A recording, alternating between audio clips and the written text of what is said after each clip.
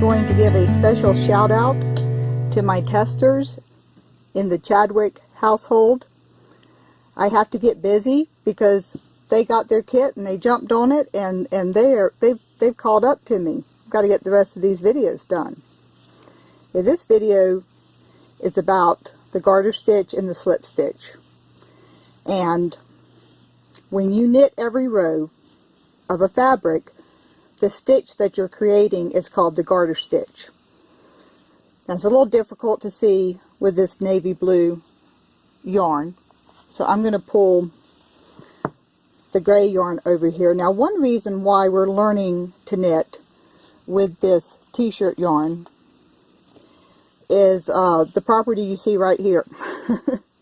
I was able to pull the needle out, and look, my stitches just sit right up there, and I can just come back and I can take that needle and just put them right back on.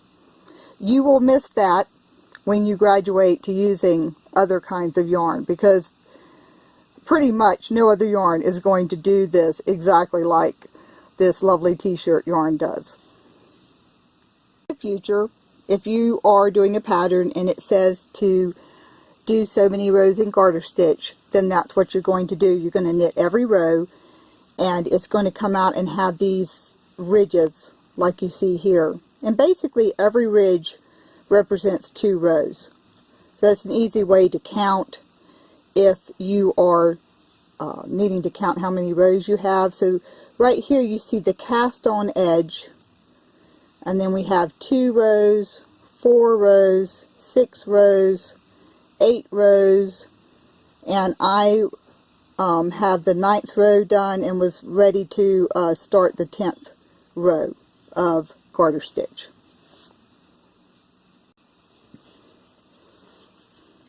So I knitted across the entire row, and as you can see, I still have the 10 stitches that I started with. So I slipped 1 stitch, and then I knitted the next 9.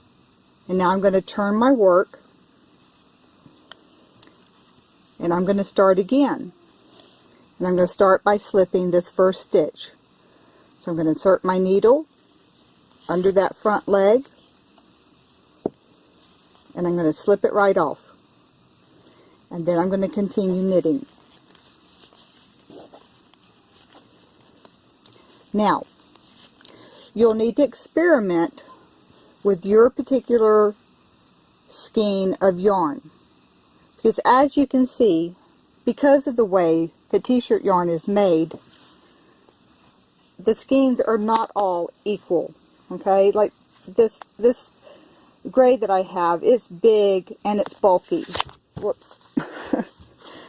You can see that's what I was showing you here.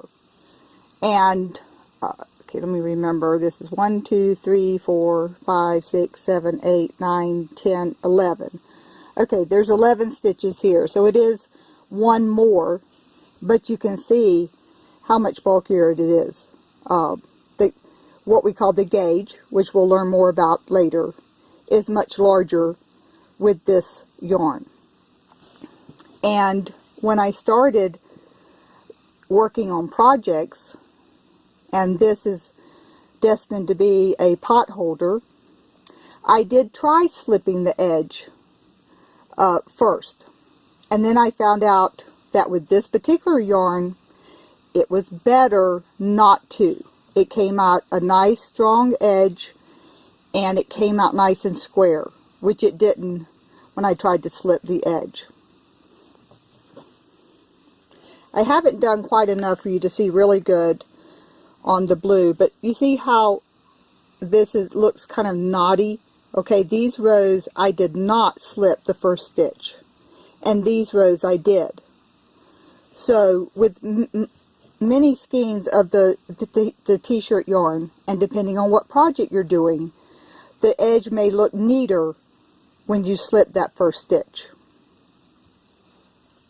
So on to the slip stitch.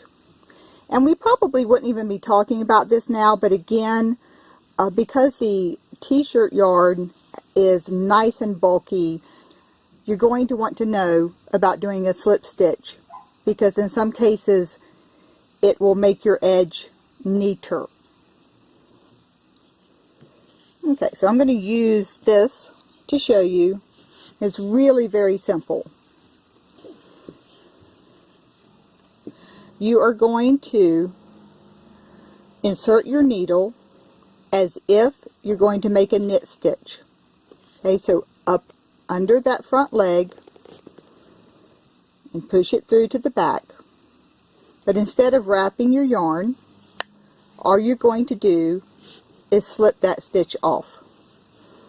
This is one stitch where the name really tells you what it is. It's just a slip stitch. You didn't lose the stitch, but you didn't knit it. It'll be right there ready to be knitted when you get back to it. And then you go on to the next stitch and you continue knitting across the row.